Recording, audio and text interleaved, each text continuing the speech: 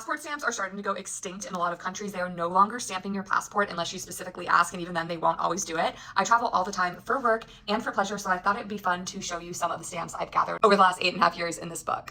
Everything from visas to stamps themselves. I did study abroad multiple times, and I also lived in Europe to get my master's, so I've done a lot of traveling, and then of course I travel for work. So there's a lot in this book. I've been to over 70 countries. A lot of countries in Europe have almost the exact same stamp, with the difference being the letter in the corner and how you arrive, so I'm not really going to focus on these. This is a good page to show off because I have 2 modes of transportation, but I also have entry and exit stamps. So up here will be the country that you are going into. For Europe, they have the stars around it. So this is Croatia. I entered by car. This is the city I entered in, and this is the entry.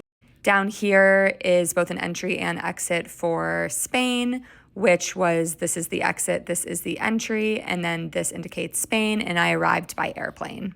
I believe I've arrived by boat before, but here is one for Fiji. There we have by train. This was by the Eurostar, I think. There is my stamp for Brazil. Here is Uruguay. Dublin was not part of the Schengen country zone, so it looks a little different from other EU countries. I can't show too much here because it has my passport number and other stuff, but this is for Japan.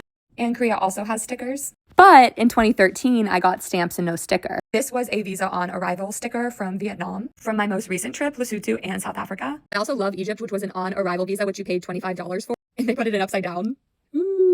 This is my visa from when I lived in the Czech Republic, and I had to register at their police station. So the pink stamp above it is my registration at the police station, and it has my address that I lived at. And then this is a visa with an actual photo. This is a rare US stamp. I don't know why they gave it to me. It's the only one I've ever received, and it's the only time I've ever seen them even stamp a US passport, but it was in Atlanta in 2018. I kept opening this trying to find the one from when I went to Belarus, but I forgot that when I lived in Ireland, I had to get my Czech visa and they had to take my passport. But since I was constantly traveling all the time, they gave me a temporary passport at the US Embassy, which lasted for 1 year.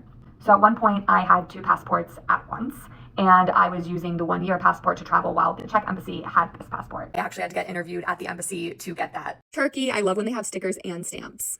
The first time I went to Japan, and I did find this other US stamp.